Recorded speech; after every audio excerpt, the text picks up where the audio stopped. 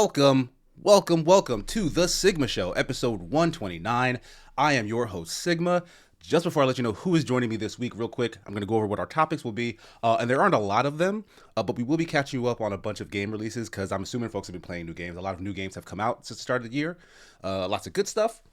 So that should be a fun conversation. But following that, one of those new releases is Suicide Squad Kill the Justice League. And the internet has kind of lost its collective mind again over discourse regarding whether it's good, whether it's bad, like just all this stuff is happening around this game. And we'll maybe try to dive into what's going on here and possibly talk about the game itself even. I don't know anyone who's actually been playing it right now, but here to discuss these things with me, the other Frost. What's up, everybody? It's a bad back, bad chair having boy. It's me. I noticed the names are wrong. I'll fix it in a second. It's new me. Discord does not care about alphabetical order anymore. Sorry. No, it doesn't. Honey Muddy is joining us as well. Hello. And Ro Ninja from the Rusty Rupees. Bad guys. I know you guys can't get rid of me. Nor would we want to. So yeah, thanks you. Welcome everybody. I see you guys in the chat. Thanks for hanging out with us. King's Dead, Sir George Lucas, Tyriel, Lampy, Deebs. Morning, everybody. What we're gonna do to start off, as we tend to do, is just talk about what we've been playing, watching, listening to. Just how was your weekend? General stuff like that. Anybody want to go first while I get these names sorted? I'll go last. Honeyman wants to go last. Okay. Sure. So I think I got the least. I have a suspicion I've done the least of everybody, so I'll go real quick. Most of my last 2 weeks has been deep diving on Pal World, right? Simply because I always say in this industry, right, it's good to play a lot of everything, but have your specialty, right? Unfortunately, mine are early access survival crafters. And I seen this one, and I was like, that's going to be the big dog this year. So I went diving into that thing. I still played it even after my review was done. I still kept playing, right? And so like that was 2 weeks. Then I tweaked my back. So then I was on the floor playing some mobile game. I don't know what it was. And watching True Detective. Ooh. Oh, nice. Yeah, not the new ones. Just like I never got into it because every time there's a show where I go, I'm definitely gonna like it. I save that for like a bad day. Yeah, I know. Yeah, I feel that. Like a bad day, I can't afford to browse and watch bad television. Right? Let's pull out a certified banger right now. So that was my last 2 weeks and weekend. Yeah. Nice. Okay. Yeah. Short and sweet. Love to see it. I'll go next then. So I booted up Persona 3 on Wednesday. Nice. I officially downloaded it on Wednesday. Unfortunately, wasn't able to play it until last night. But man, I went in. I went full. It's a Persona. You got it. Oh, it's so okay. Can I go in a little bit? Gosh, feel free. All right. So I first started my Persona journey with Persona 5. Yeah, I think a lot of people did actually. Yeah, probably. And to say that game has soul is an understatement. Like the music is fantastic, it's swaggy, it's beautiful, and I realized that Persona 4 was kind of the same way. Yeah.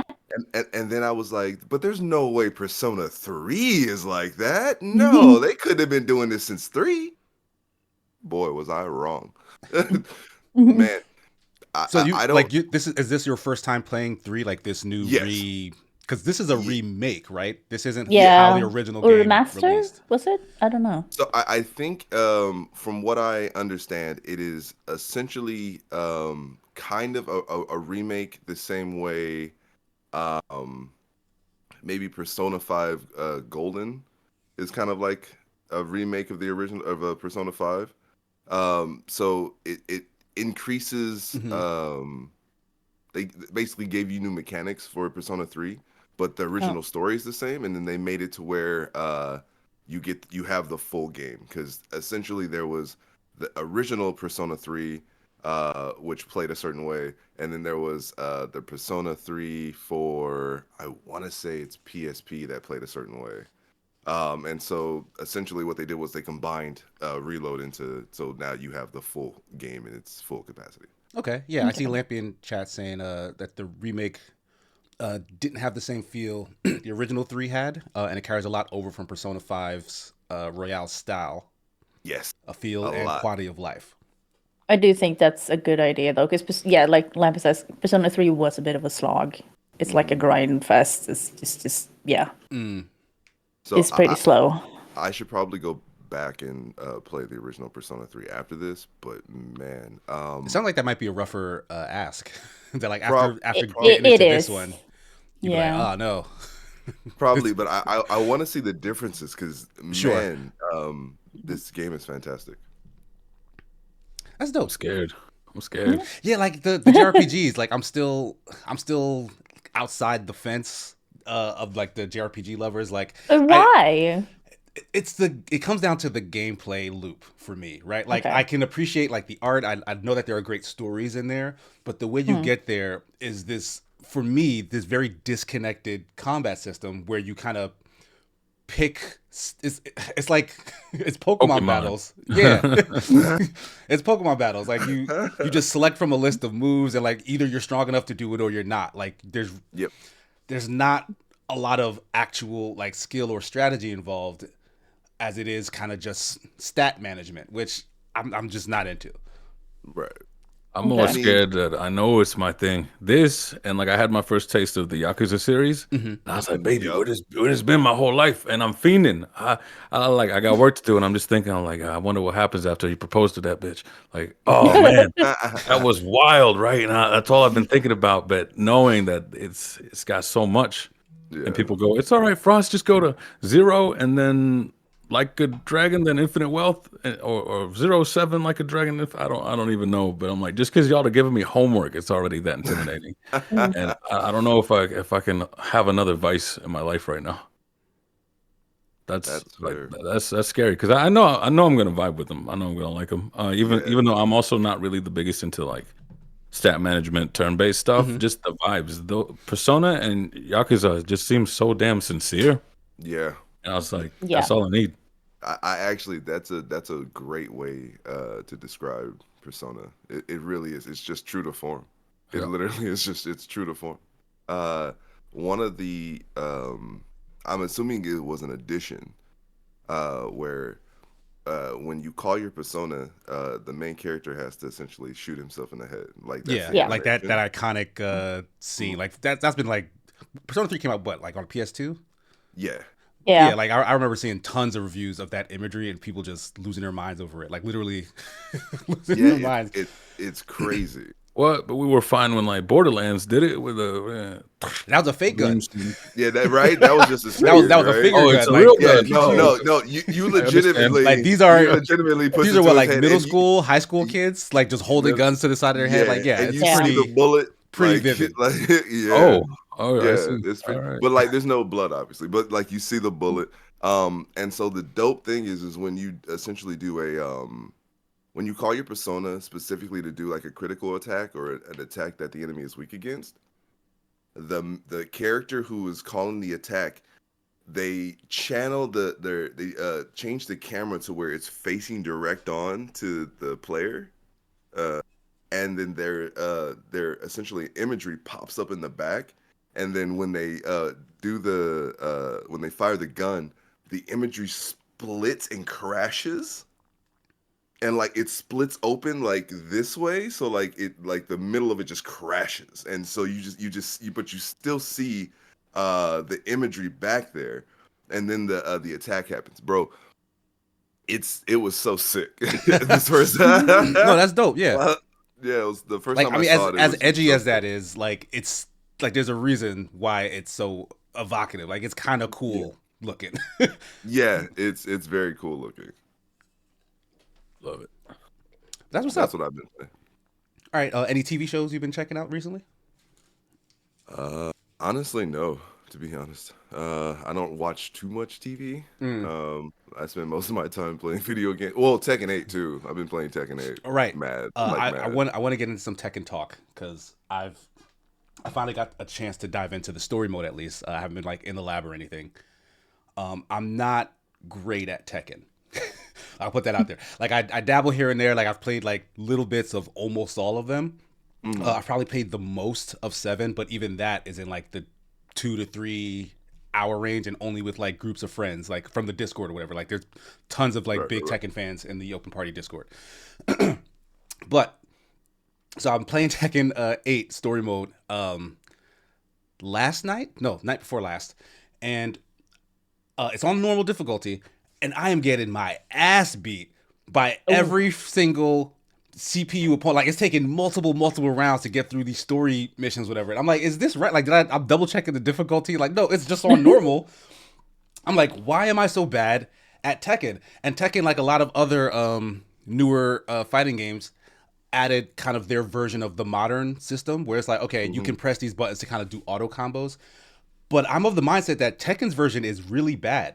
It Like is. it doesn't it doesn't understand why a fighting game would need an updated control scheme. Instead, it sort of acts as if this is for someone who doesn't want to engage with fighting game systems. This is for someone who wants to hit buttons. Yes. And that is not what the other games who are doing this the right way are doing. So I apologize in advance. This is probably going to be the focus of a future bite size that I do that essentially says that Tekken is not the wave of the future. Like for all the things that Tekken is doing good, because Tekken has a lot of other quality of life things around its kit. But like I've always found its particular brand of 3D fighting to be like super basic, and I know that there are a lot of pro players who like mine the depths of what you can do in Tekken, but I really feel like Tekken is the worst fighting game. And like Ooh. and I need the Tekken people who have been playing Tekken for years to help me understand what is it that is keeping this game afloat, because I think Tekken is bad. Can you Oh. define basic for me? When you say you think Tekken is basic, can you define that? From what I gathered, because again, I don't play a ton of Tekken because I keep Right. bouncing off of it, right?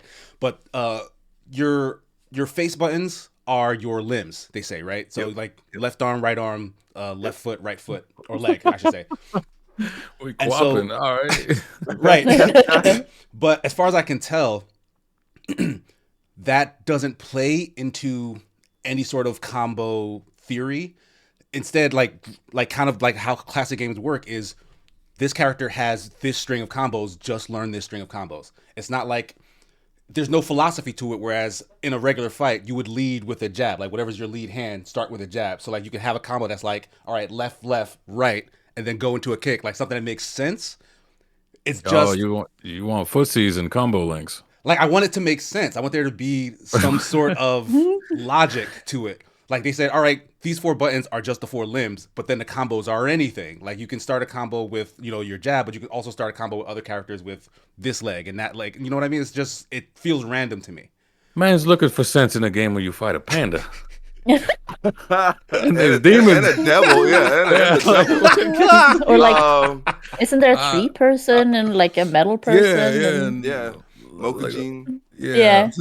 I've always been like, I'm not too far behind you of it's the one I prefer the least. I think I like Soul Calibur a little less because that doesn't even feel like they have strings. It's just like, all right, here's press these 4 buttons and you throw out an ability sort of, and then you kind of just do that over and over, no combos or nothing. Like I actually got down with Soul Calibur quite a bit. And the thing is, the logic presents itself over time. Like I've not been able to grasp the logic of Tekken. Whereas in Soul Calibur, like it's a rock, like most fighting games are a rock, paper, scissors system. Except since Soul Calibur is weapons based, it's dealing with horizontal attacks, vertical attacks, and Right. the ability to kick, which is like a counter to one of the other two. And of course, every fighting game has grabs, whatever. So because of the 3D movement, you can dodge vertical attacks and you can duck horizontal attacks, and you can back away from kicks.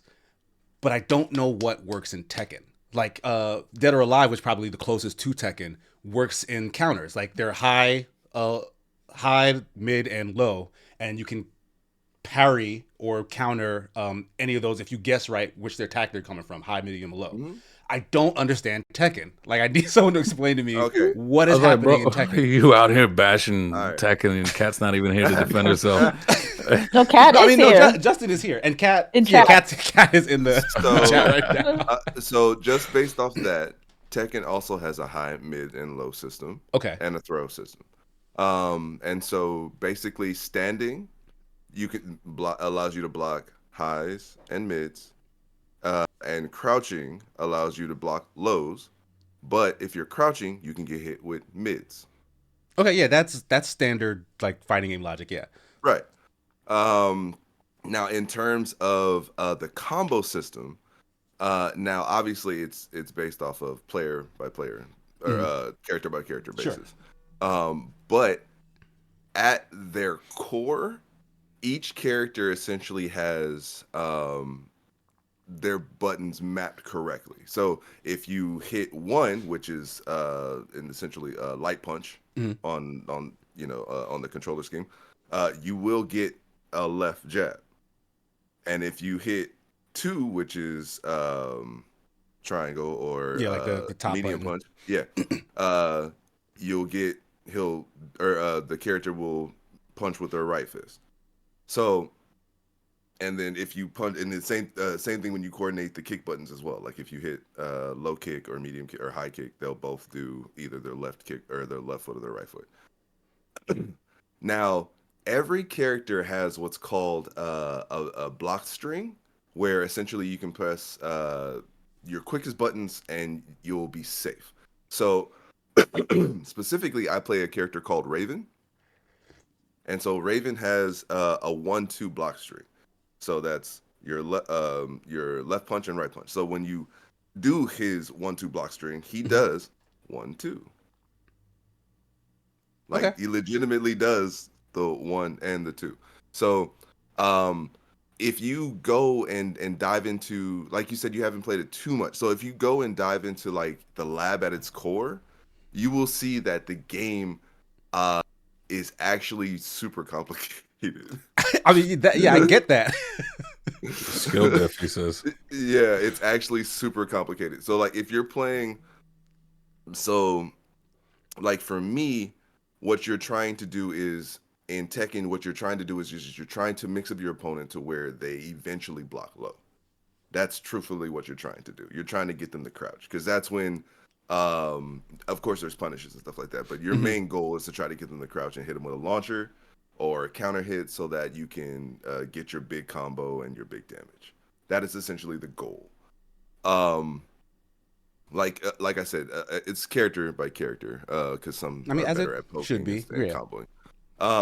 But that is essentially the basis of Tekken. Is you want to mix up your highs, your mids, and your lows. So your highs are usually going to be your fastest buttons. Your mids they'll be a little bit slower, and your lows will probably be the slowest. Minus your they always give you like a very quick low kick. Yeah, like a little poke. Yeah, a little poke. It usually comes out in like 10 frames. And so yeah, essentially that's how you're supposed to play Tekken. You're supposed to mix up your opponent high, mids, and lows. Eventually, you'll get them to where you can poke them enough low to where they'll go, oh, okay, I need to drop down. You hit them with a launcher or a counter hit or something like that. Combo, combo, combo. They die. So that is essentially the basis. All right, yeah. I get exactly what you're saying. Like there's there's high, mid, low gameplay in kind of all fighters. Mm-hmm. Like, is that enough to differentiate Tekken? Like, what's the special sauce in Tekken's version of this? The wrestler with the lion head on him. What's his name? The leopard. That's the one that differentiates him. So in terms of special sauce, so what would you consider Street Fighter 6's special sauce? Street Fighter 6's special sauce, outside of its like just upgrade in terms of control feel, Yep. is it has a very bombastic mid game. Like there's a lot of tug of war in that new drive rush mechanic. Like there's a lot of stuff that you can get out of it because you can very quickly enter the middle and follow up attacks and whatnot. And both people have access to that almost at all times. Like it's like the meter is very generous in that game. So you get like a really flashy but a very like evenly paced just mid battle going back and forth. And I think Who do you play? Hold up. In Street Fighter? Yeah, this might be a playstyle thing because I agree maybe, with you. yeah. I think the majority of people do have this sort of like own the middle kind of characters, but there's plenty that are kind of like range them out, or others it's like get straight to the corner, and it might just come down to your playstyle. I mean, because I feel like Tekken, I like Shotos. Shotos and Tekken don't feel right to me. I don't even know if they have Shotos. Seven they did. They had they had Akuma Like actually, an actually actual Akuma Shoto, himself, but an like actual Shoto, yeah, like the same thing. Shoto. Yeah, same thing with like Mortal Kombat. If they played like a Shoto, I would play them. So like Smoke, I guess Batman was like the wildest I would get, but even then it felt more like I was playing a lighter Akuma. You know, so it might just come down to playstyle. Because I mean, Tekken yeah, like feels I'm beefy, bro. Like fucking. Yeah, Tekken. yeah, Yo, you're right. Like, it could be a character thing. Like, I was playing the story, and again, another gripe I have. Like, Tekken does not care about its big ass roster. It only cares about the Mishima clan. And so if you yes. play mostly as Jin Kazama, who is like the youngest Mhm. Mishima, and like maybe I don't like his fighting style, but like That could be, yeah. Yeah. You got Cat saying, "Where you at, Casey?" no, I know. No, like real talk. I wanna play more Tekken players. It's just the skill gap in our Discord is massive. Like, y'all not gonna just be in there rolling me. Like, I'm not gonna learn nothing that way. Yeah. Man, you should come to Tekken Tuesday, man. Yeah, I want Like, to. we Yeah, have yeah. To be every to be Tuesday. honest, like I see you guys playing Tekken all the time, and I see the guys in our Discord like talking about Tekken all the time. I know Kat is like on her way to be the Tekken god herself. Like, we should Yeah. straight up just have a tournament, yo. Like Oh, absolutely. like Rusty Rupees Nice. versus Open Party. Like, I want to see it. Like, we'll Let's put it in action. go. Hey, actually, the cool thing about Tekken 8 now is that the lobby system is immaculate. We can essentially do a dual stream and have it to where we're in one lobby, you guys are in the other streaming, and then we're essentially just like jumping back and forth fighting Oh, each that's other. cool. That's Yeah, cool. it's See, like that's the yeah. stuff that I'm like into. Like, Tekken has a lot of just stuff around its core fighting mechanic that it is improving on, but just in anything that would help a newbie, like a straight up noob, and I'm admitting I'm a noob, to come in and like grasp it on my own, like it seems utterly uninterested in. And I guess that's a choice, but like it's the reality of it. So I won't be able to say I can fully agree with that just because of how much they've changed their training system.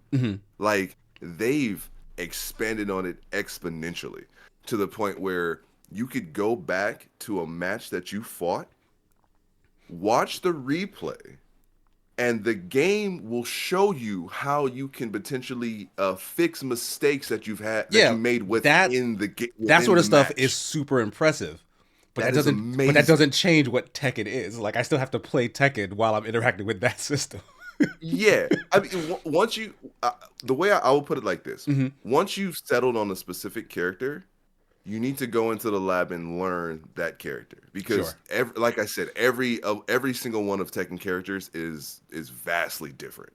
So, like, my character Raven a lot likes to turn his back a lot, Mhm. and there's a lot of characters that just don't do that. And so, if you don't become familiar with him, like him turning around, you're gonna get blown up. So it's one of those things where every character is intricate in their own way, and so you have to figure out like how you feel with them. Like, and then I think you'll have you'll be able to kind of take Tekken into like kind of like moving forward more easily. I gotcha. I'm gonna stick with it. Like, I'm not gonna give up on it outright, but Yeah. it is a frustrating You process. come, we'll train you. You come, we'll train you. Just main your one game, Casey. Never leave.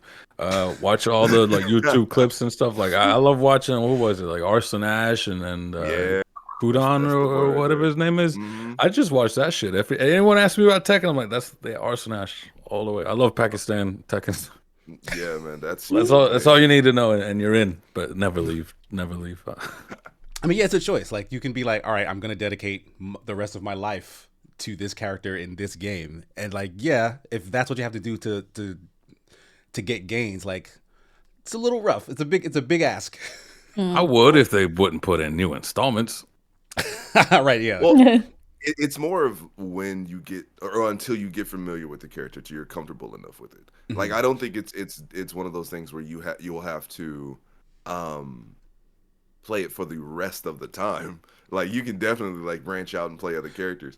But I think it's something where, I mean, just like with any fighting game, you need to learn the specifics of the character in order to like get better at punishes and get better at the footsie game and the mind games and things like that. And especially with the heat drive system that they have now, like even that, because it's so specific and varied based off character, like you need to learn that stuff too. So there's a lot to learn in Tekken. All right, yeah. I mean, yeah, I'm not done with it by a long shot. Like I'll try to finish up that story.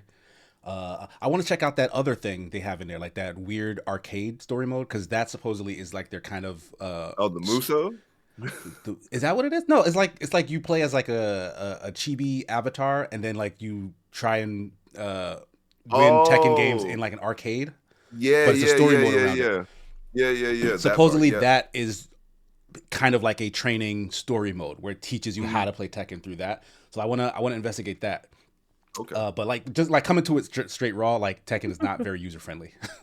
No, it's not. I will agree with that. I didn't play Tekken before Tekken 7, and so Tekken Tuesday was brought up by my co-host Darren and or Shadow Okami Hmm.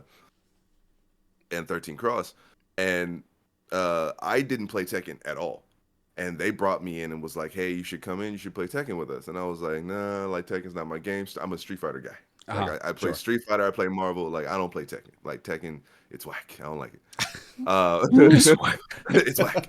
Um, and obviously, what 4 or 5 years later, yeah, Tekken is Tekken's an amazing game, man.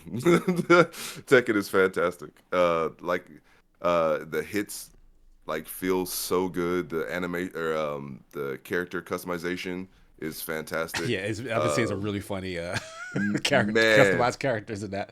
going in, man. The internet don't play. They put Is that Drake? they put a fade in there, and like folks lost their mind. They had Drake and Tekken. No. I've Those seen are the Kugisaki mind from games. All of JJK. that. Yeah. Like, man, it's crazy. People are just wild. But yeah, man, it's a good time.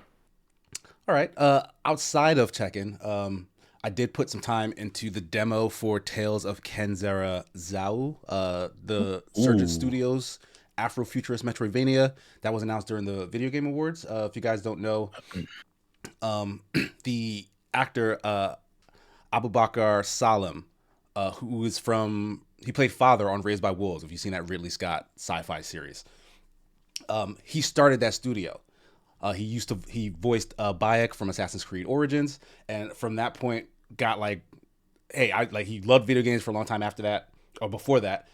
Got to voice a video game character and was like, I could figure out how this game making stuff works, and just made a whole studio, and now is releasing a game that's about to be published by EA, and it looks really really good. The demo, it's not very long, but it's a nice little sampling of like that Metroidvania gameplay, and we just had a very similar Metroidvania in Prince of Persia: The Lost Crown that came out, and they are very similar, like in like look and feel and kind of idea. Like there's a lot of like old world Persian lore and stuff in the Prince of Persia game, and it's the same in this game, whereas it's a fictional place, but I can still use in like actual like Bantu like words and culture and mythos from like the region surrounding like Kenya.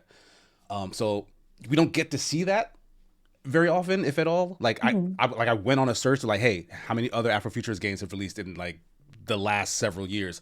And there's like maybe one I found that was funnily enough released not that long ago, but also just didn't do very well. Like it just wasn't high profile, wasn't received very well. What game was that? I'm trying to remember. It's like we are the caretakers. It was Xavier Nelson, the guy who just did El Paso Elsewhere. Ah, Like he worked on that yeah. previously. But like yeah, like it's like it's not a turn-based tactics thing. I think it's JRPG styled, where it's turn-based fighting, and like it's like a strategy thing. It looks like XCOM, yeah. Yeah, like it has some of those inspirations, but Right. yeah, I don't think it was received very well. But it was an attempt. Like that's the only thing I could find really. Yeah.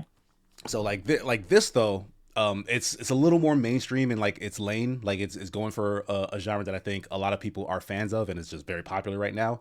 It has always been popular, really, the Metroidvania genre. And the gameplay feels good. Like I really like it so far. It launches in April, and I hope it has like a big impact, because even Prince of Persia, which critics have been raving about that game, it seems like it didn't sell a ton. I don't know what the what the hesitation is in that Yeah, regard? I'm curious because I haven't played it yet, but that's like the other thing I'm obsessed about is Metroidvanias, right? Mhm. And it's kind of like this is a weird experience that I got from cooking. Is I like food trucks. I'm down for some like dumpy hole in the wall places because the money's not going into the building. Obviously, it's going into the food, Mhm. right? So whenever I see these Metroidvanias, I'm like, you're pretty. Your writing's good, but like, how's it gonna play? I feel like it's just like, I went to steakhouse, went to an Outback, and you're paying for the Yeah. atmosphere as much as anything else. I was like, I want the food to be baller, and that's why whenever I hear the sort of critics rave, it's sort of when I see like a 3-star Michelin restaurant Mhm. where I'm like, I'm sure the food's good, but you're paying for the service, you're paying for like the that Right. nice ass For chair yeah, you're for sitting like on as much the as anything wrapper. else. Yeah, that Yeah, like what you're yeah, describing is how I feel about a lot of Sony exclusives. Is that it's a very nice package, but the gameplay is kind of lacking. Like yeah, Prince of Persia is not like that. Like Prince of Persia is all gameplay. yeah. All Uh, right. like the story is probably one of the more lacking elements of it so far. But like it's not bad. It's just this could have been better. They could have done more with it. But like Sure, it does sure. revel in gameplay, which and it's a fun time. Like it feels great. And Tales of Kenzera seems like it's running right up after it in terms of like stylings and feeling and whatnot. All right. I mean, you gotta remember the big hitter is Hollow Knight. Do you think Yeah, it comes somewhere near that? no, No. Oh. and that's because Hollow Knight feels like Mega Man X. And if anybody knows me, Mega Man X is like one of the best feeling games ever, like ever. Right. So I'm sorry, it's hard. It's hard to match that. Yeah. He's biased. I'm a little biased. It's like how it's like He's a little how I kind of feel like about Souls likes, where even the biggest hitter kind of just comes closer to sort of like Right. the It's like a lower Liza P end. type thing where Yeah, it's like, Liza oh, P. they It's good. y'all kind of just feel like a Souls game. Like you Yeah, did it. Like it's Oh, surprising. I see what you mean. Yeah, yeah, yeah. yeah. So that's why whenever it's just like the critics are raving about this Metroidvania, it's like, all right, but let's see if the freaks really like it, because the niche genres they like their gameplay freaky, and if this Hmm. is more presentable to the point where I could show this to my mom, right? It's like, all right, let's see what you're about. I don't want sensibilities in gameplay. Go wild. But Deep yeah, sensibility for real life. outside of that, I've been watching. Like I just started that new Netflix series Griselda, starring Sofia Vergara. Yeah. Hmm. I'm 2 episodes in. It seems very it's very basic drug lord come up plot. You know what I mean? Like there's so many of these, and like I'll watch, like I'll start, and then like if the main character strikes me as someone who's like, you had another option, I'll lose a lot of interest. Because it's like the drug life is so freaking dangerous, and like they're reminded so quickly and like so often how close they are to not just like dying themselves, like because you could be a risk taking ass mofo and be like, I don't care about myself, I just want to get the money and live for a good time, not a long time. But like they'll have like kids and family who are like being threatened all the time, and it's like, all right, Yeah. for their sake, you should probably chill out. But I guess that allure is too strong, and it's like I can't get into following a character who's that sort of reckless. It's just Narcos. Yeah, I it's mean, people. yeah, like they're That's trying to more chase the Narcos. tail, because like I really enjoyed Narcos, because that was, I mean, that's historical, and this one I guess is as well. Yeah, this is Yeah. Griselda Yeah, Blanco. Yeah. Griselda Blanco, and like it's interesting hearing about her story and stuff, but like they are telling it in, and maybe that's just what her story is, but like this feels so similar to all the other stories. Like, are all these stories the same story? They can't be, right? Like, Hispanic narco traffickers. That's kind of how they are. like Because the twist with this is that she's a woman who's doing it, right? It's like, sure, Yeah. sure, yeah. It's just it's more so like it does like for a lot of people who do get into that life, it kind of isn't one that's forced on you. Of like I had no other option, but more so like the money's bad, and like if I'm trapped in this life, nothing's gonna come of it. So I'm just gonna choose that life, you know. So it does feel more of an active choice than a like I had no choice, and maybe that's why it doesn't strike with you. But that's pretty common. yeah, but I am early on in it, so like maybe it'll warm up a little bit. Like even Sofia Vergara, who I love, like she's great in everything I've seen her in.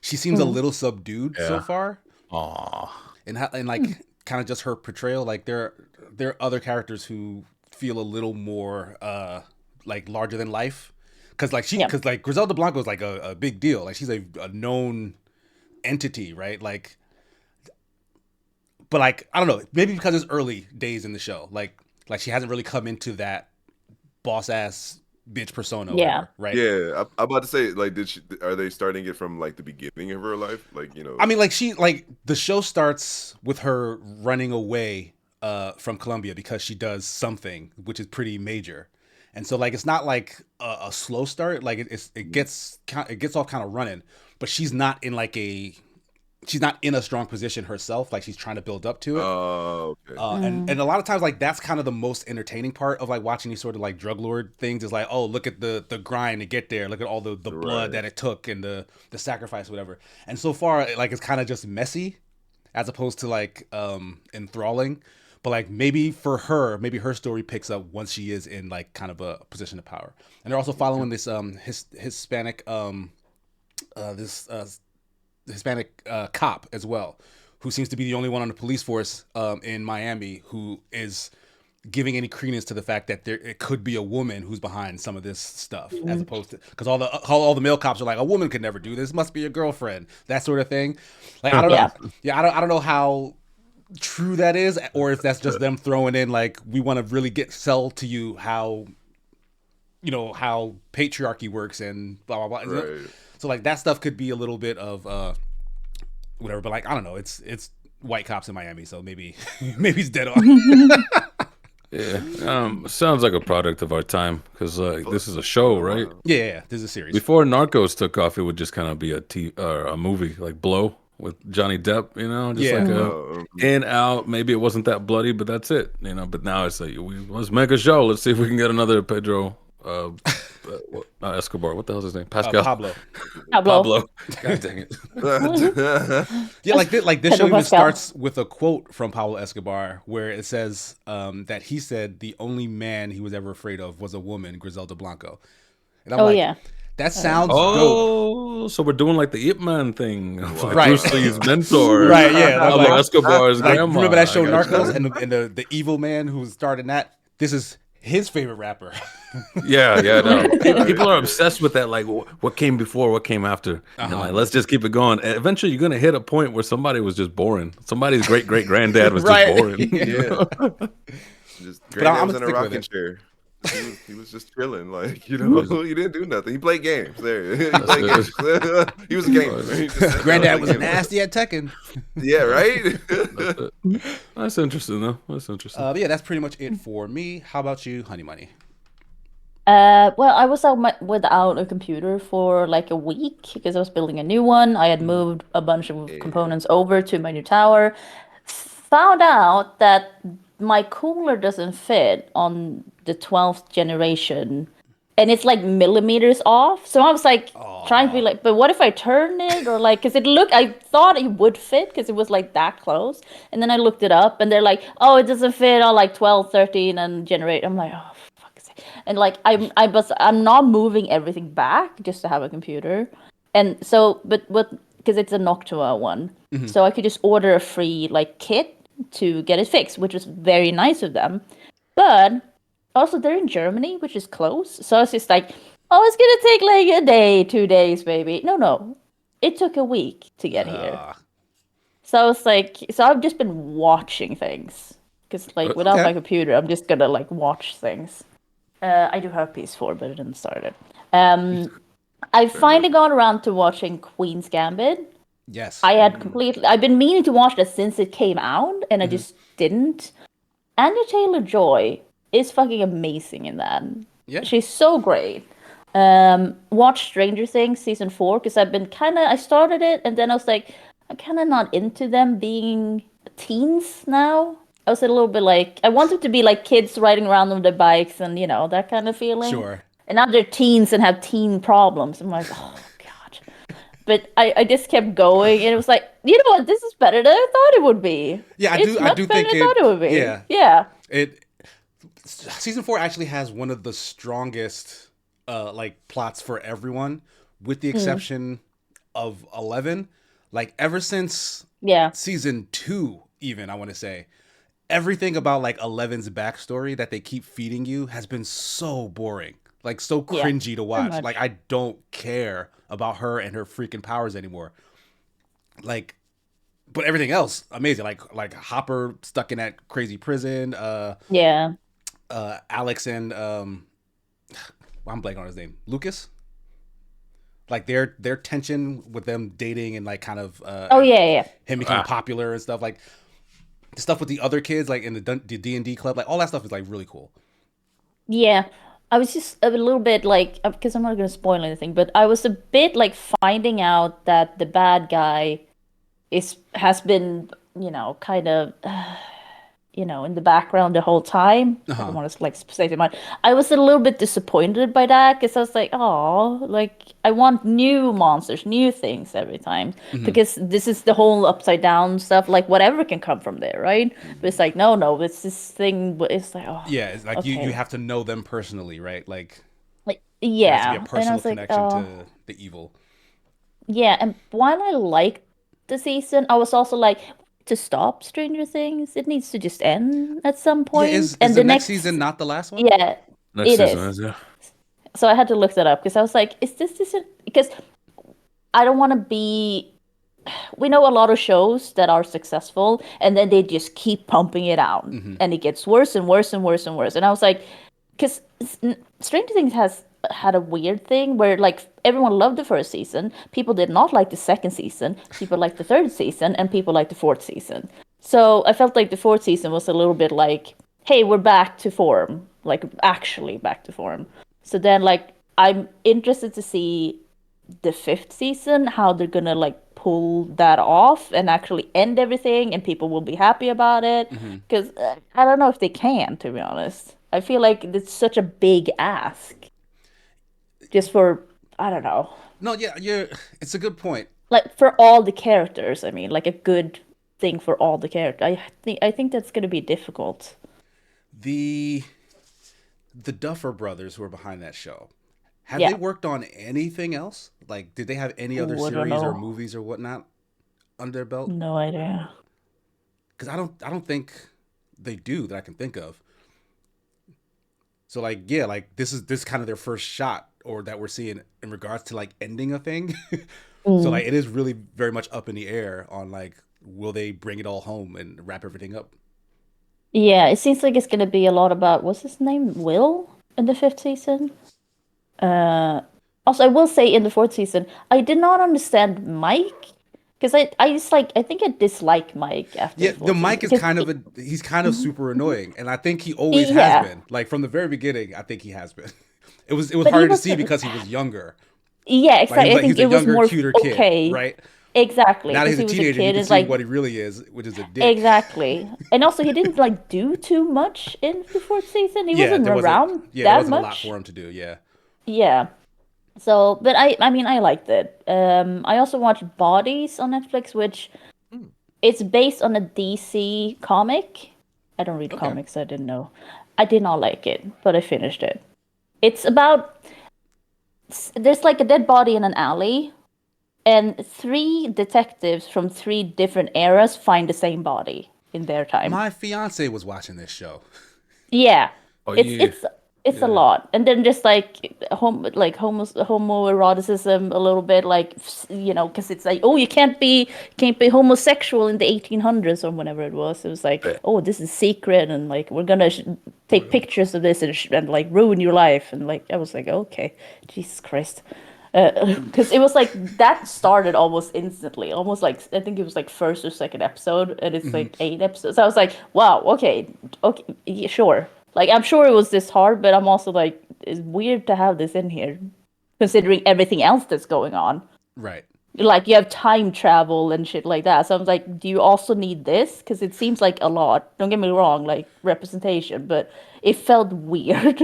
It felt like a cheap kind Like of kind of shoehorned thing. into the plot, Yeah. maybe. Yeah, a little bit.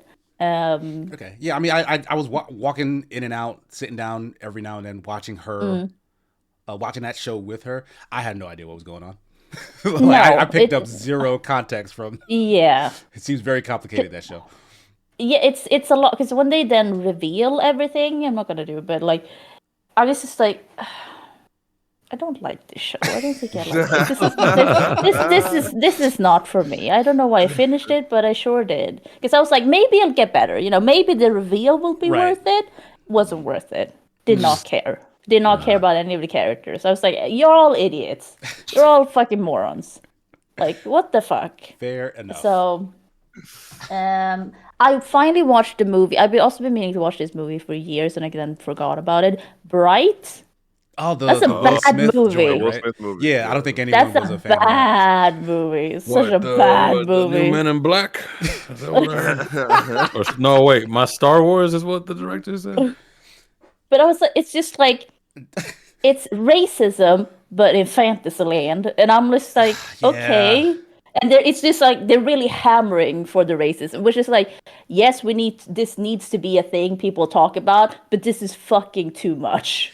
Like Stop it. It's that thing that a lot of, and I didn't even mention it, but I also played the demo for Chicken Police, which is a point and click adventure game, which also deals in this sort of thing where it's trying to talk about racism, but it's subbing out actual races for actual races, like fantasy races. Like, okay, these are completely different species from the others, or these are different animals and genomes, whatever, from each other.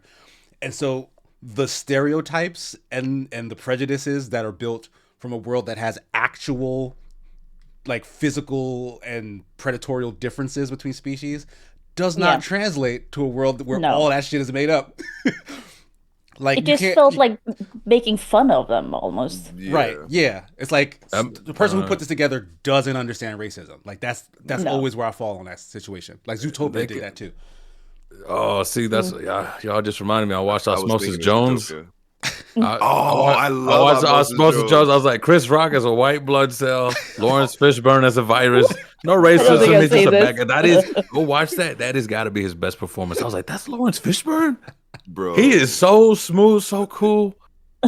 Oh my God. He was the bad guy, right? He was the bad guy, absolutely. Bro, I never realized he was the bad guy. He was smooth. That brother was smooth. I've never heard you talk like this before. I didn't. I actually, the virus was like, obviously the bad guy, but man, you had to give it to him. That virus was smooth as fuck. That virus was smooth. Go for it, man. Boy. Like, Absolutely. look, I'm finna get sick. Sometimes I'm like, how come the viruses and the germs are always black and Hispanic in this? And I was like, but then they had like it was more so they were playing the old crime dramas of the time because like in The Sweat, they're dealing with like a Marlon Brando Godfather type dude, right? So it's more so just homage to criminal tropes who just happen to be played by Hispanics, Italians, and black people. But I was like, you know what? Chris Rock as a white blood cell and what's his name from Frasier? The brother, he was the pill. Oh, that's good. Oh, that's right. Yeah, he was the pill. He's the pill. Bill Murray in his old deadpan form. I was like, yo, this is wild. This is I gotta wacky. watch this. Yeah, He's David Hyde Pierce. Top 5 buddy cop film. Absolutely. It's Rush Hour in the body. Facts. No, you're right. Facts. That's a good pull. That's a good comparison. It's Rush Hour before Rush Hour. Yeah. That's good stuff. I know. Yeah, Nick Dioji also brought up Elemental, which was it also bungled that whole racism as a metaphor thing. They got they're just trying too hard because like there's subtleties in racism as well, and I feel like the things I've watched lately has been a lot of like in your face racism. They're making it so obvious this is racism, and I'm like, but a lot of racism is just not like that. A lot of times you're just going through your daily life and there's some racism happening, and it's not like someone going up to your face shouting at you. It's more like people asking you weird shit or stuff like that. Yeah, it's where are you from? It's like none of your business, bitch. Yeah, like mind your business, ho. But it's also in situations where nothing's happening, right? It's the fact that you walk into a room and you're just the only one of your kind in that room. Yeah. And it's like there's a reason like this is like this, and it is racism, but like it's not a thing that is like verbalized. And I guess that sort of thing is very hard to convey to like a mass audience. Or if you're going to tell a story and you're like, I want racism to be the backdrop of this, you got to put it in their face, otherwise they won't pick up on it. But I just wish, if you're gonna like, I've not seen a successful backdrop of racism in a thing that didn't just deal with racism. Like Die Hard. Yeah. where it's like, I look, was literally just Die Hard thinking, 3. Die Hard 3. I don't know if I've seen Die Hard 3. Yeah, where he's like, you were gonna call me the N-word, weren't you? No, I was gonna call you an asshole. It's like, what's that your was- problem, man? yeah, that was funny. Because I'm white, you know. And it's like, you're gonna get me killed. I was like, boom, right there, racism solved. Yeah. Only people we don't like are assholes who are gonna get us killed. Right. Fair. No, because I'm trying to think of like a good one is probably Avatar: The Last Airbender, because it doesn't have anything to do with like, because those people have different abilities, whatever, but they're all humans and they're beefs with each other. I'm trying to make this make sense. Their beefs with each other are based on like one group in particular having a superiority complex. Sure. Right? And Yeah. that sort of thing is the basis of racism, not that there is an actual difference Oh, I see between what the you're things. saying. I Yeah. see what you're saying. It's that one Okay, group Okay. is like, we are the best. Yeah. And like, clearly everyone can see like, that's not true. The rest of them are maybe different, but like, that doesn't make you the best just because you're fire and you say you're the best. Like, but like, it's so subtle. I don't think most people look at that as like, oh, that's a story that you can also link to racism. But like, that is what it is. That's true. I Yeah. didn't even think of that.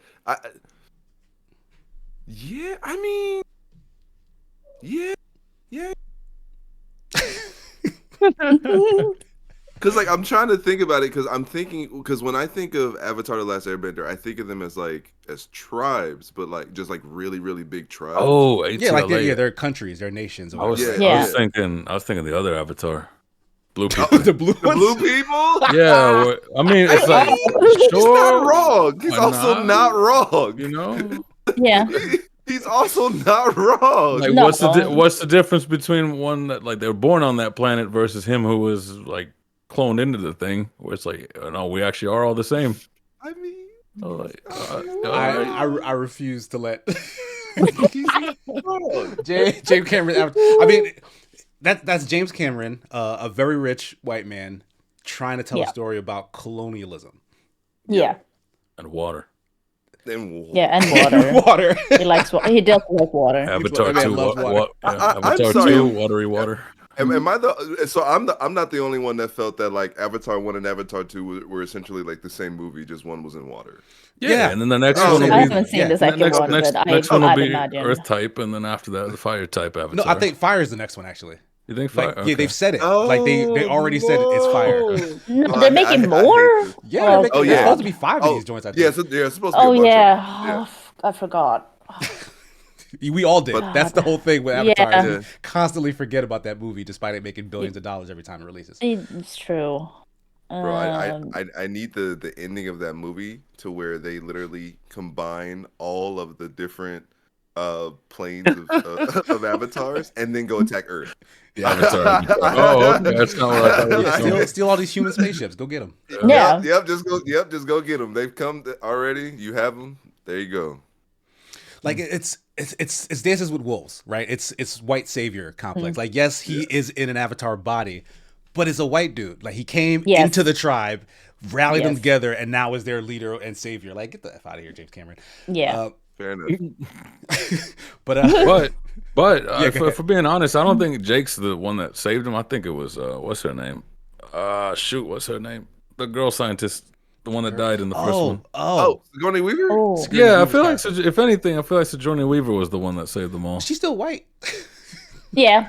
Fair. But she's a lady at least, I guess. She got some. Well, That's oh, well. something. I mean, I don't know if I'll take it, it but is what it like is. if it's what I'm being served, then I don't it's know. still a little bit better. Hey, to be Yeah. fair, if Sigourney Weaver came to the hood, she would be accepted. I mean, She would be you're not wrong. accepted. She's a cool lady. She's a She cool is a lady. treasure. That woman is a treasure. Yeah. We love her. Sandra Bullock, though, no. No. She going to turn around, get the hell What? out. You don't like Miss Congeniality? No, it's the Blind Side I'm referring to, but Yeah. Oh, You know, that was the Yeah. most. Did you know that was the most rented Netflix DVD? The Blind Yes. Side. like, Yeah. why? Yeah. why? Yeah, why? At that time, it was. Yeah. It was Oh the my most God. rented Netflix DVD ever. Blind Side. Mhm. I don't know why. Sandra Bullock. She was in with the Latinos for a while because George Lopez but now we don't like either. So George Lopez got traded in the draft. yeah, Hey, yeah, man. you got traded out. Oh. We I'm we gonna. traded George for Crash Bandicoot.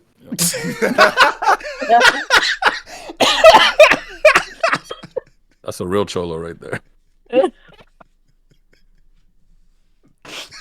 Oh my god. Oh wow. Okay. Oh. Whew. Like, Okay, honey money. Anything yeah, left so on your list? I'll speed through. True Detective season 4 started it. It's interesting. I like it. It feels like it's back to form, but it's doing the True Detective thing of like this may be supernatural. It's all very dark. Everyone's having sex and like tongues are out of people's mouths and on the floor. Like it's the gory, dark, gritty thing. So it's kind of trying to do it, but I'm worried because they started with it being all kind of insane what happened already. So I'm just like, where are we going from here? And that always worries me when shows start out like that. Because now you have to top yourself from the first episode every time. So Yeah. I'm a bit, we'll see kind Unless of they thing. subvert themselves, yeah, you gotta see where they go. Yeah. I watched a movie an anime movie, Maboroshi. Oh my god, American accents. In English, it's Alice and Therese's Illusory Factory. Huh. It's a hella fucking weird movie. I don't think I like. I don't know if I liked it. I don't think I did because I didn't really. There were so many things happening that made no sense. There's Like one of like they those start like up. super like heady, It's a spacey. yeah. It's a science fiction. Yeah, it's That is like the first animated problem. science fantasy drama. But it was produced by Mappa that does Jujutsu Kaisen. So I was like, oh, I watched this. And then I watched it and I was like, I don't think I know what happened. I was very like weirded out because Mappa might there's like have like weird a B things. studio because like I've been trying to finish Grand Blue Fantasy anime series, Oh, and Mappa yeah. also does that, but like the art's not hitting like the first season was. Oh, okay. Don't y'all hate that following Yeah. pedigree? Be like, oh, you did Bro. this, and I like this, and they're like, what Yeah. the garbage was that? Yeah, Yeah. they might have like a B side. Yeah, maybe. Because okay, so the movie something happens and people are frozen in time. So they never grow up and also they don't feel like it's constantly winter because they get frozen in winter. So they don't feel the cold or anything as well. And what's then starts happening is like there's gonna cracks in the sky that are then being filled in by smoke wolves from the factory. Ah, it's Yeah. a metaphor. Yeah, it did feel like this is a philosophy in it. Like it's anime philosophy. Like it's like and because the cracks are then like I'm gonna say a little bit about, but like the cracks are then revealed to be like there's another world on the by the cracks. It's the real world because the other world kept going. Right. They were just them frozen in time. So and then there's also a girl that somehow the day it all happened came on a train through a tunnel to their area and she got frozen there with them, but she's from that future. So and they've been just like trying to keep her in the factory because they also think like she's like sent from the gods or something. It's all very strange because then her identity is revealed and I'm like, oh, what? I don't This like sounds this. this I sounds don't think I very like this. this sounds Yeah. very like convoluted. Yeah. Yeah, it was a lot. It was a lot of things happening and a lot of these crazy things. And then it was just like philosophy. It just felt like philosophy a lot. So it's like I like So how did philosophy, it make you but feel? Like maybe that's what they were going for. it made me feel confused. Oh, So I don't know. I don't think I like. That's why I'm like I don't think I liked it. Yeah, 'Cause okay, that's fair enough. I don't think I got it. Like what they were going for. It was nice to look at, like good acting and stuff, but yeah, not for me. Unfortunate. Yeah, and then I've been super into shoujo anime or like romance anime. So I started watching A Sign of Affection, which is about a deaf girl who meets, this cool guy. I think I saw a little clip from that. Yeah, It's it's like she's like really, a love really good. triangle that pops out or pops off something. Yeah, well, kinda. It's just, of course she has a childhood friend. Right. and he signs, but the new guy doesn't sign, but he starts to learn, because he wants to talk to her. Yeah, it's really good. It's really good. I highly recommend it. It's like 5 episodes or something out. It looks really cute too, from what like it's like a Yeah. very pastel-y sort of color scheme. Yeah, it's very nice to look at. The animation is really nice. The mod, it kind of reminds me of Hana Yoridango, like how they draw their men, or like specifically the lips. I was like, oh, this looks like 90s anime, but modern a little bit. I like So I was, yeah, it's really good.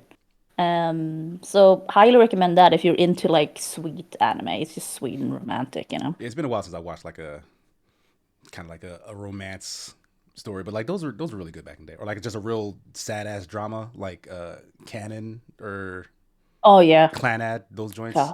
God, I love yeah. those. I mean, I've been meaning to finish Violet Evergarden, but I'm just like, it's just so sad. I just want sweet and nice. I can't. It just makes me cry. That's the whole Yeah, show. and I'm Wait, like, hold up. I'm good. I don't need. I'll watch them later. Been playing Little Guardsman on stream. It's a great game. It's Papers, Please, but more forgiving and fun, and like it's set in like a fun setting kind of thing, and like there's humor, Yeah, and Will not reviewed just that, like and he was really into it. exactly. That's why I picked it up, because I saw that. I was like, oh, this looks right up my alley, and it was. So highly recommend. Yeah, it's not that it. Yeah, it's like I think I got it for like $17 or something. So and that's full price. I finally played Spider-Man Remastered, the first one, because it has like a memory leak issue on PC. Uh-oh. So on my previous setup, I couldn't play it for more than like I think like an hour. Then it just started lagging ass. So you had to restart the game. So I just like let it go. So now I tried again, and it works. Nice. And it's fun. I'm not doing any of the side stuff because I'm streaming it. But it's fun. I'm still confused why they changed his face till the next games. There was something about it. I think they wanted him to look more like Tom Holland. I think they just wanted him to look younger in general.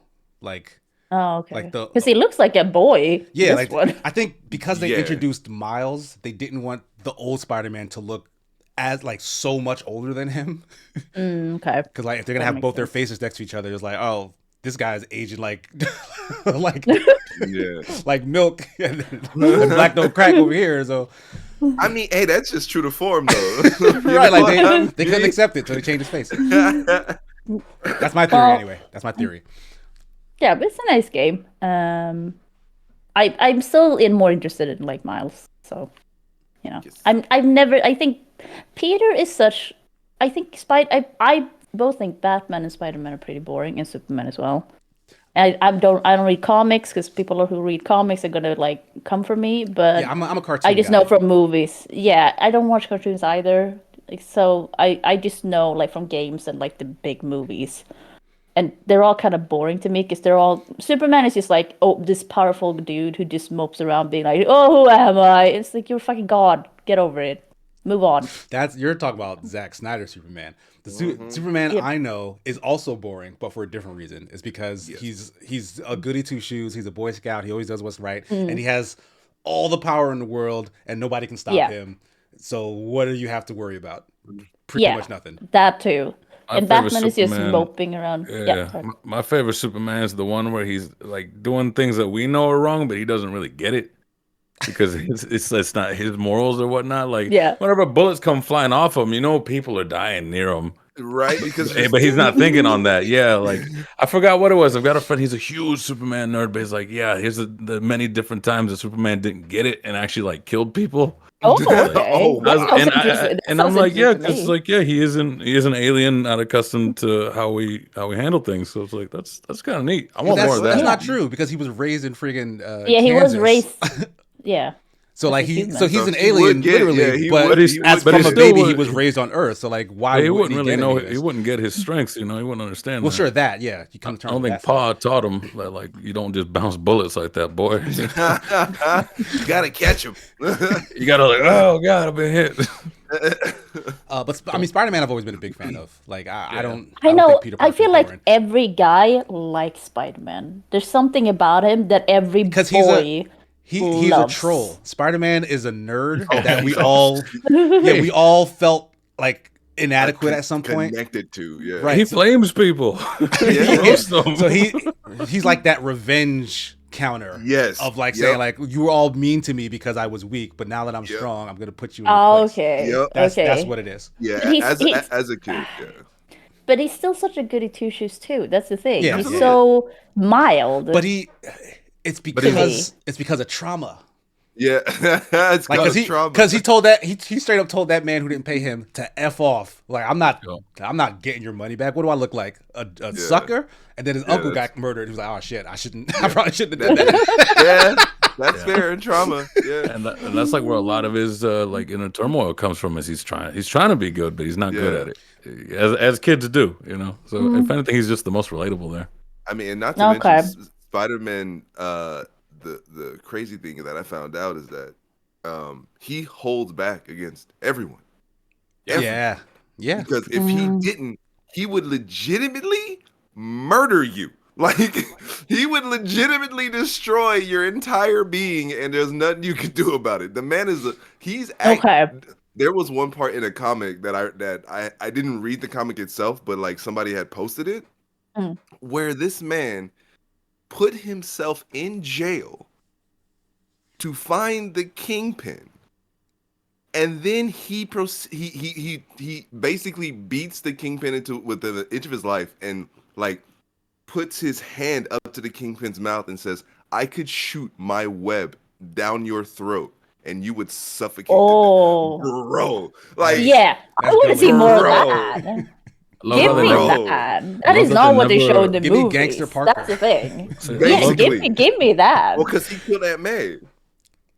Oh, So okay. his that was Kingpin had killed Aunt May. I want so, that. And so, yeah. Oh, bro. Oh, man. He's had some dark ones, yeah. Yeah. Spider-Man's got some dark ones. My favorite superhero is Batman, though. Absolutely. He's the I only just- regular dude.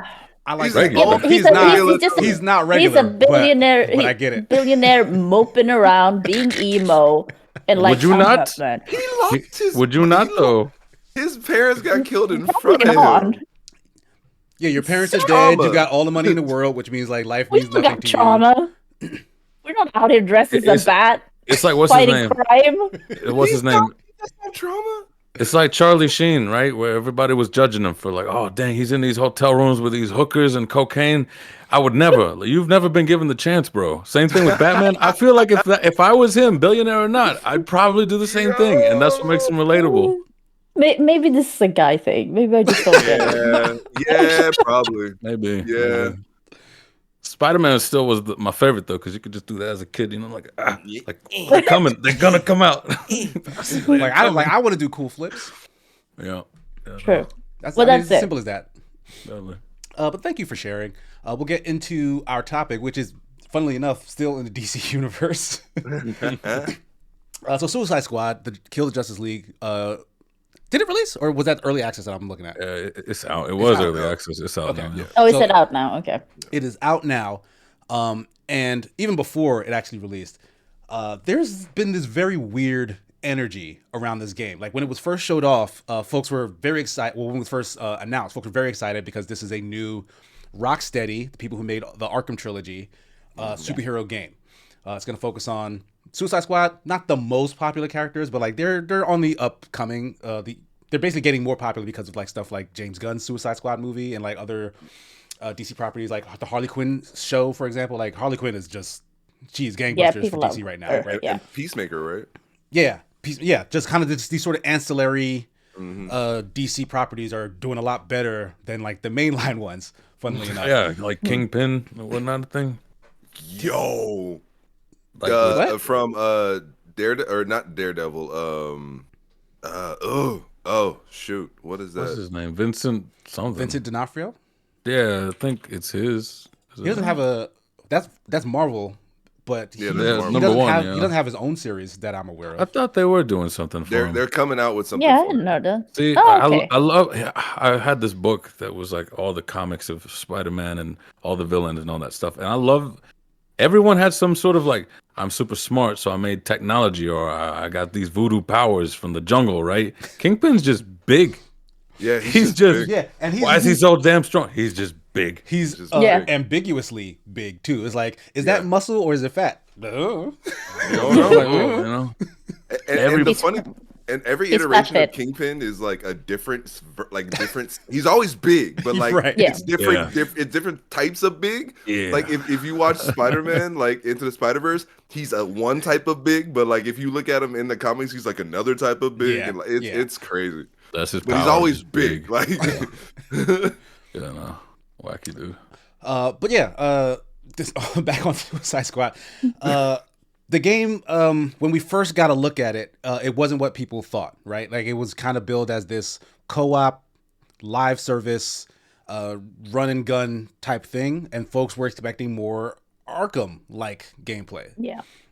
And so that was kind of a disappointment. They pushed the game back for several months to retool it, and what ended up coming out was kind of still more of the same. Like it's Yeah. still a live I service game. love Like you that. cannot play it offline, even though it's a single player experience. Like you can team up, I think, with other people in a squad. But like it's cloud saved, so you have to be online to play it. The reviews have been kind of middling. Like some folks like it, some folks don't like it. I feel like it's the same for general players, where some folks are saying like, "Oh yeah, this is fun," and some folks are saying like, "All right, we'll get it on a sale." But the devs for the game and IGN, I'll say it like it is. IGN specifically has been releasing articles that seem a little mean spirited toward the game, like kind of outside the scope of just this is what I didn't like about the game. Like they did something very weird where prior to release, they said that Suicide Squad was already discounted by 30% by online retailers. And they were citing like a single like eBay based sale where like eBay has a coupon that can apply to like anything. Wow. And they wrote a whole Okay. article kind of attributing it to just Suicide Squad being immediately discounted as if there was something wrong with it. Because that's what that insinuates, right? Yeah. So it's like you got freaking Twitter community notes underneath an IGN post, essentially calling them liars. And it's like, I've never seen that before. Like I trust IGN as a video game news source. They're generally pretty good about that. I do, and I have for a very long time. Do you? But Oh. but on this game in particular, it kind of seems like they're coming for them. Like they released an article saying that they didn't get code early. Which, No, but no one did. yeah, publishers do that, right? And that is generally a bad sign when publishers don't give code to outlets. And we know why, because they've been kind of down on it publicly. And like the response from players who got early access was a lot more positive. So they'd rather put their eggs in that basket and be like, we'll just let the players see it, as opposed to like generate what they knew was going to be bad press from the outlets. Which, if you're a publisher, you're trying to make your game sell, like everybody's being laid off. Like every studio that underperforms is immediately hit with layoffs in like the next couple of months. Yeah, like I'm I worried get the about apprehension, but that doesn't change the fact that like it is a little bit deceitful to try and hide the critical response from the consumers, because that's what they're there for, is to tell consumers who are on the fence about it whether it's good or not. Yeah. Right? They can make their own decisions. You're not forcing it down their necks, but at least give them the chance to make the decision. So I agree. Like, yeah, they didn't give us code. IGN publicizing that is not new. Like other outlets will do that as well, to say like, hey, this is why we don't have anything to say about this game yet. We didn't get code. Right. But like, But they said because the service wouldn't be online until they were like, oh, because it's online only, the service won't be online. so because of they that didn't excuse. want to turn the servers on prior to the actual release date, which is weird if you want to Those get cost review money. coverage. Right. Yeah. It's true. Those cost some money though. And it, Like I'm not. and it's I'm marketing. not turning this on. Yeah. But at the same time, when they did turn them on, they broke. And like the folks who paid for early access couldn't actually play the game because of that. For like a full day. $100+ for it. So Y'all never played Diablo. So I put a couple of links. No, sorry.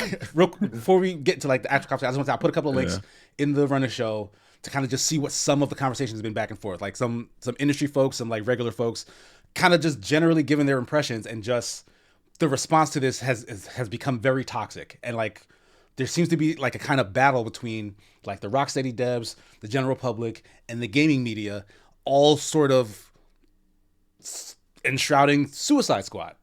And I'm just curious as to what the hell happened. Like, how did we get here is my question. I mean, my big thing here is a sort of like I kind of look out from the whole thing and the sort of, I think Twitter's just gone to shit. The happy people are not here. Anybody who's having fun they're playing the game. They're not talking about it. They're talking to their friends who also like the game. Nick was playing the game, and I didn't really find it too offensive. Which, if your game's not amazing, that's kind of an offense to some people. And in I this went, climate, like that's gonna be and trouble. from what I saw, I was like, anybody who paid $100 for this game, they're gonna be happy. They're gonna be fine, and they're not gonna be dealing with any kind of drama. Everybody else who probably isn't even playing the game is like, this shit's mid. This isn't what I expected from Rocksteady.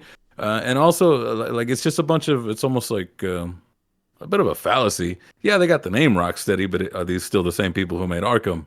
You know, like any of The those two games. Are they still co-founders there? left in the middle of development of Suicide Squad. Oh, I It should have started. given you. It started their own studio.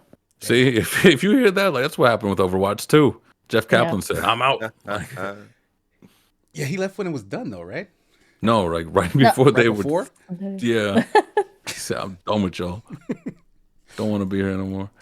Yeah. So, but yeah, it is. I'm with you. Even though I also was like, I don't trust IGN. I never seen them stoop like this low. Yeah, like this seems kind of pointed in a way that I really haven't eBay seen thing, before. yeah, the eBay thing was flat out like, this isn't real.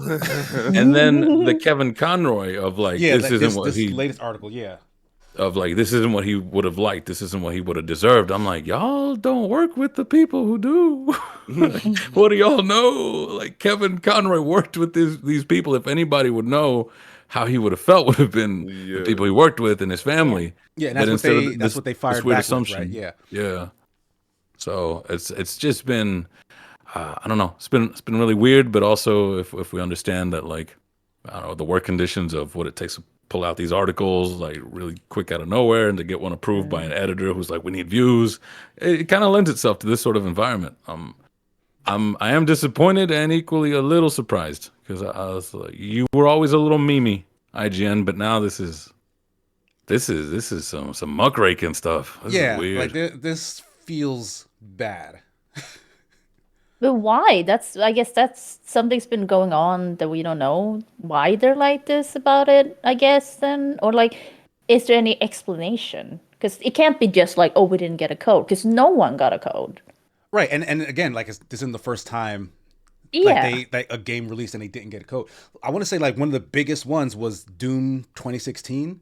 Like no one got code early, but then when the game came out, it was good. So like folks were like, all right, we'll just give you the review now, and it's good. Like there wasn't any sort of animosity that seemed tied to it. And I'm not saying that this is why these articles are coming out because if there's animosity over the code thing, but Yeah. there does seem to be an energy of, and I think it's less about the code. I think it might be more so that the press got a sneak peek of what Suicide Squad was, and were very much opposed to it. Like the fact that it wasn't like another like open world or at the very least like a Metroidvania in a 3D world Yeah. styled adventure game with these characters. Instead, it's a third person shooter.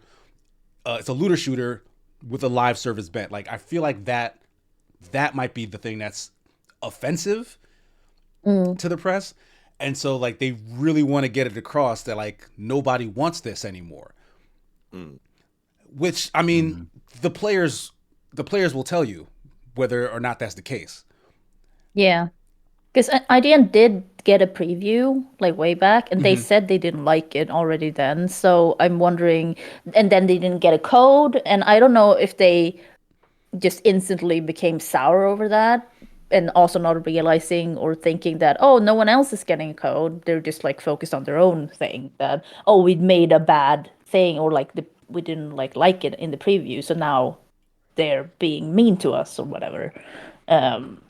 Because I think there was a few tweets from like IGN people that was like that, like kind of indicated that that's how they felt a little bit.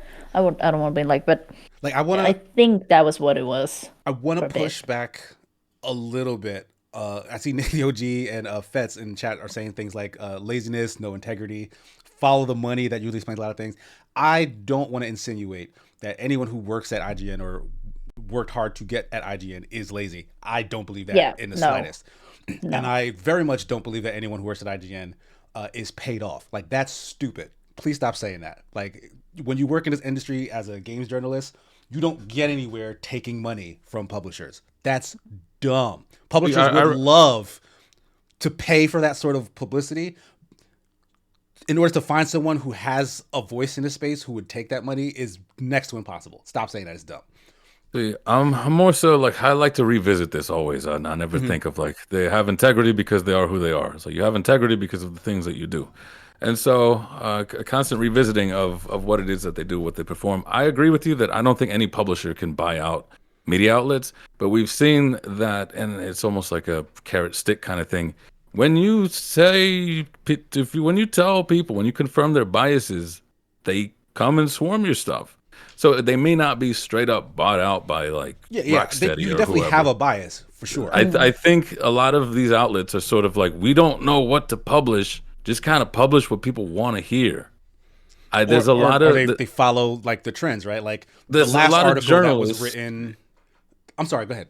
There's a lot of journalists that I feel they think they represent the populace vote, like Dustin Yeah. Magari with his whole like, why aren't more games like Baldur's Gate 3? I was like, bro, you should know. Yeah, I you remember. yourself play like I don't know if you actually don't know or if you're playing stupid because you know people will get pissed off at that.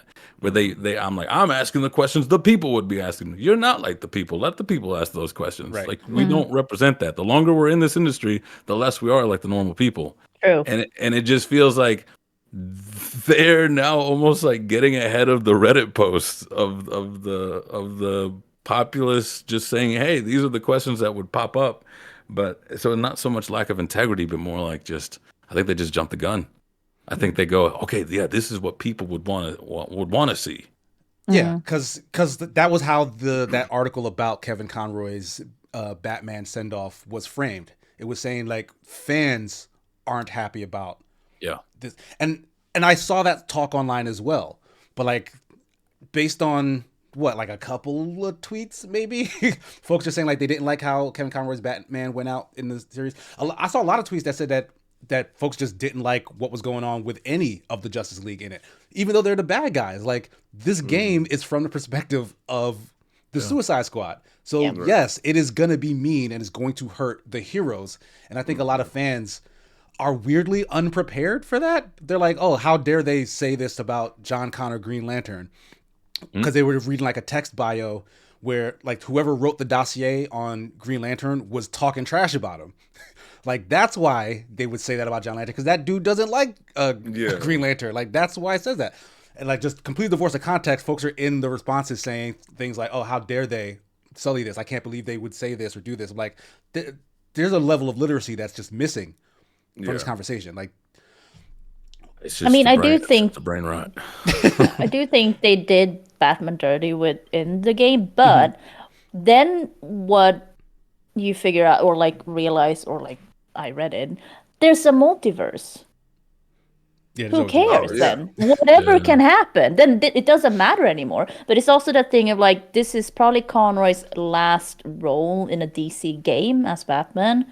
So it becomes like extra sensitive, I think, for some people, not everyone. But I think that's also like adding to the fire.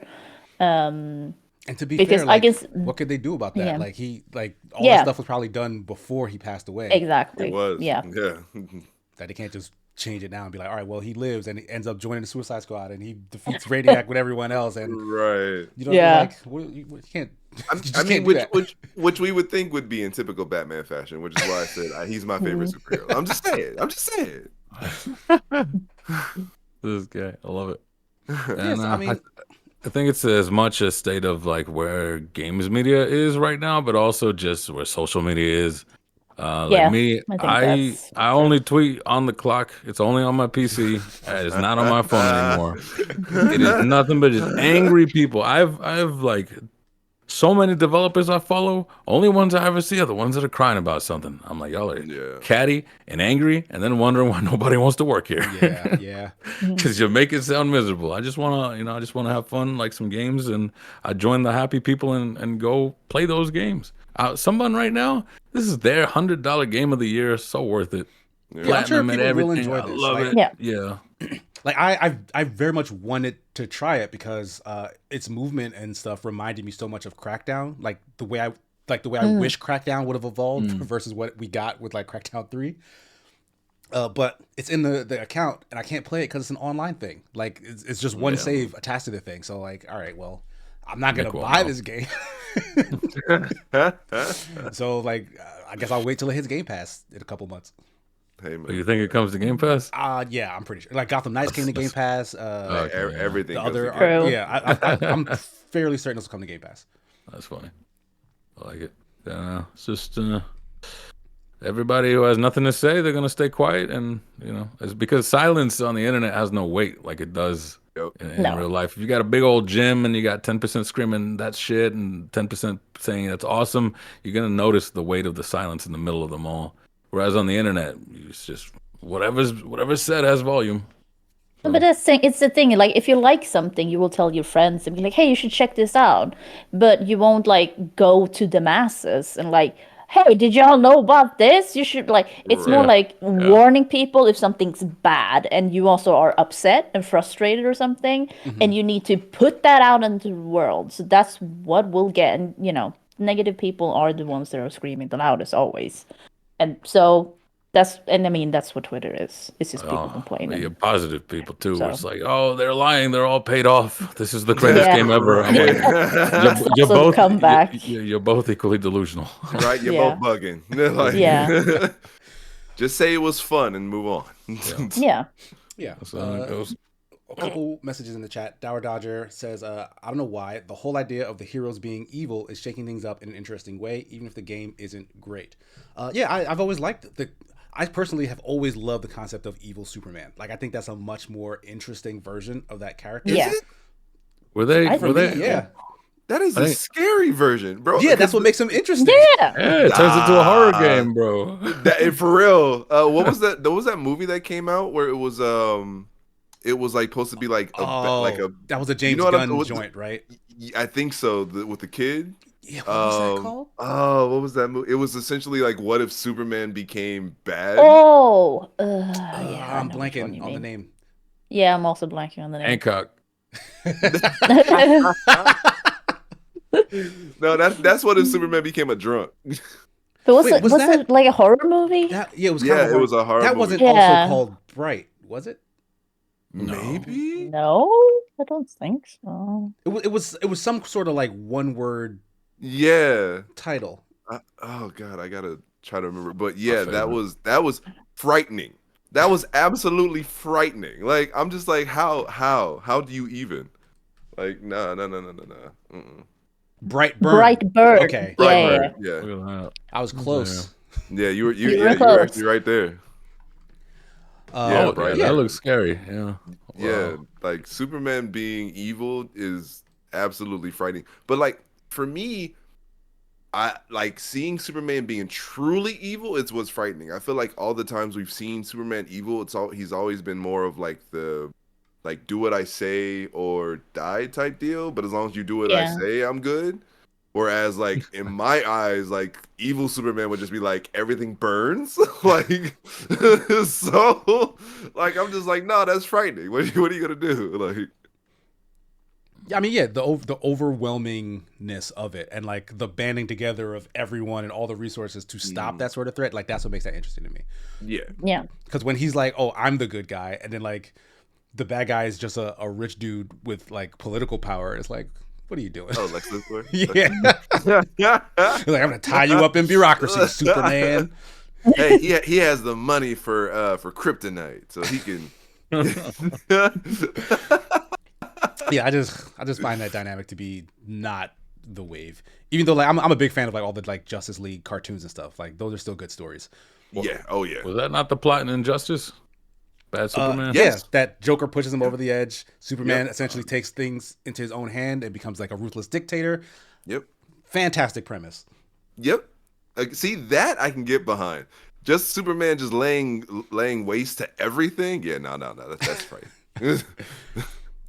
But yeah, outside of that, anything left to say about Suicide Squad? Like I'm gonna wait till Nick, I guess, is done playing. Like I think Nick and Yasser probably get some time with it unless Yahtzee has his own code. And then I'm gonna try and He jump in does, there at yeah. some point.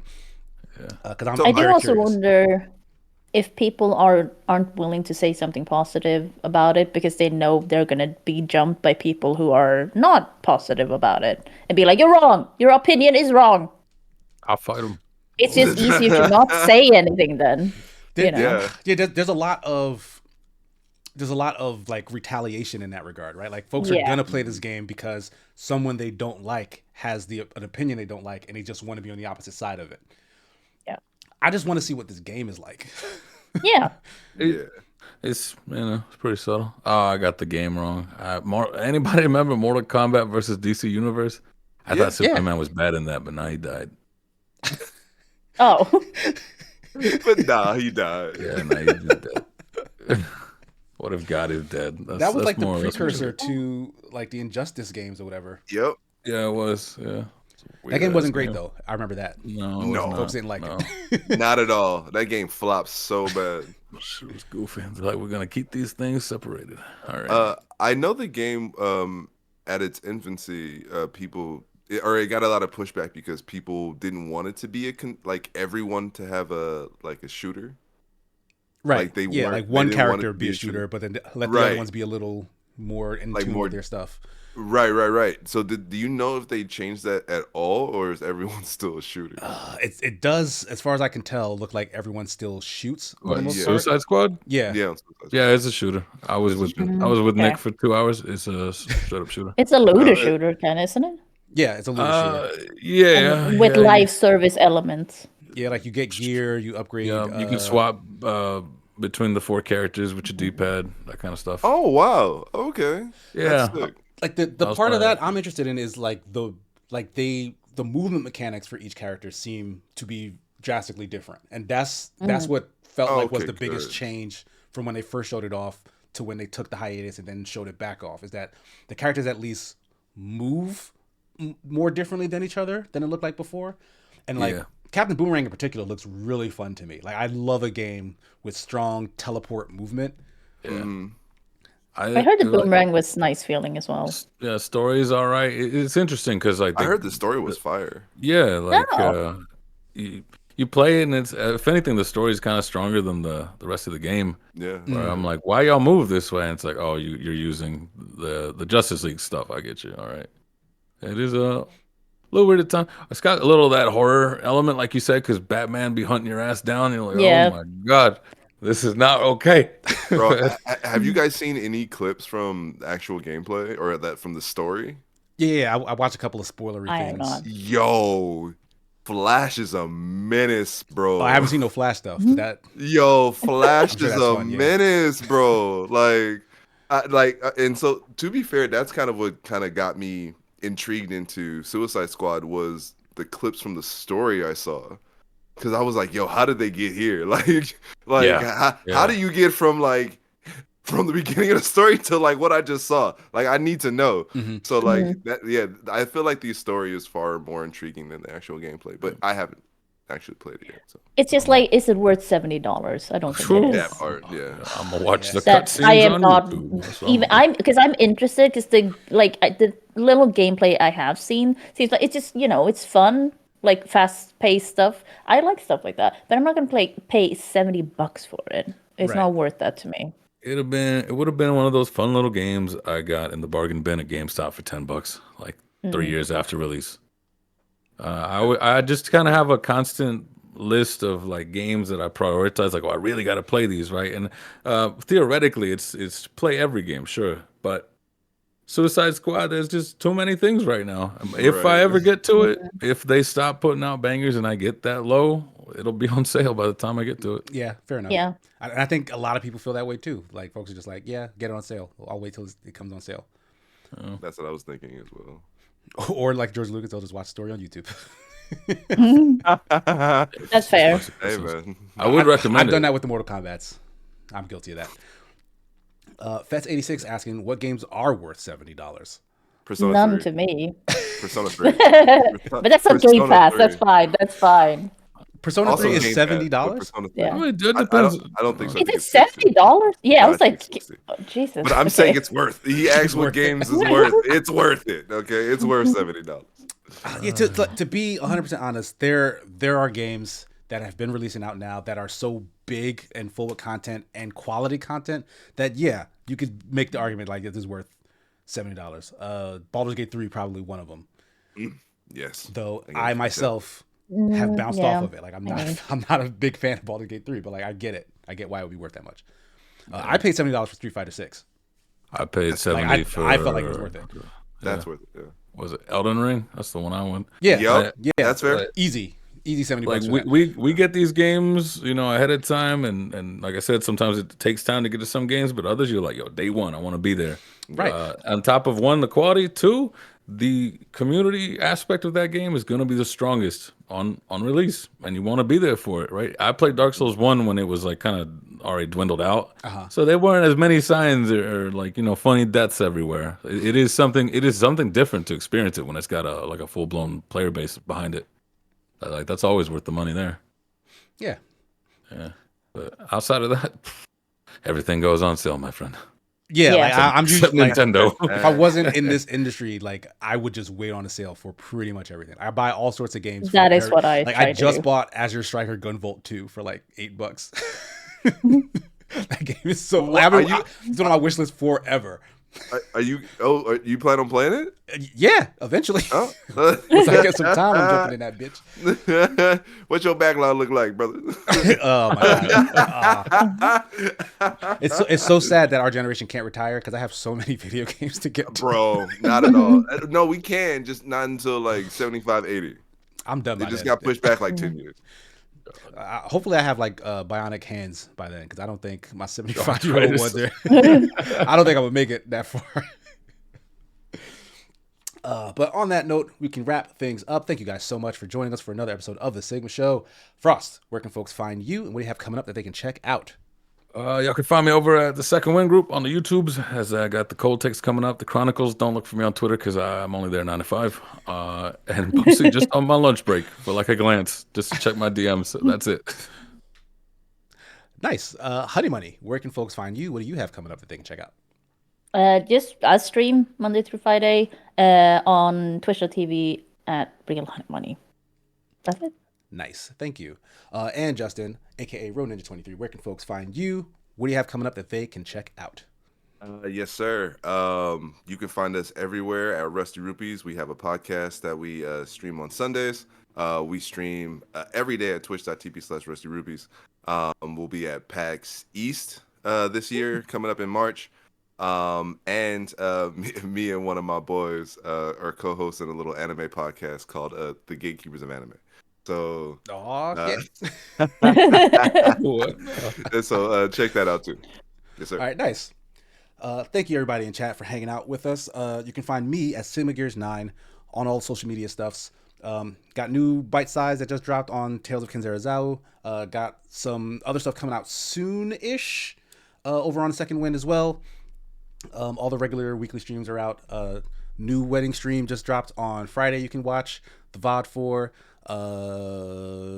Super Smash Sunday in a couple hours. Jeff will not be joining me this week, so I'm gonna be doing that solo, which as the regulars know, that's hard mode. I'm gonna use my main the entire time we play because I'm rolling solo, so come prepared.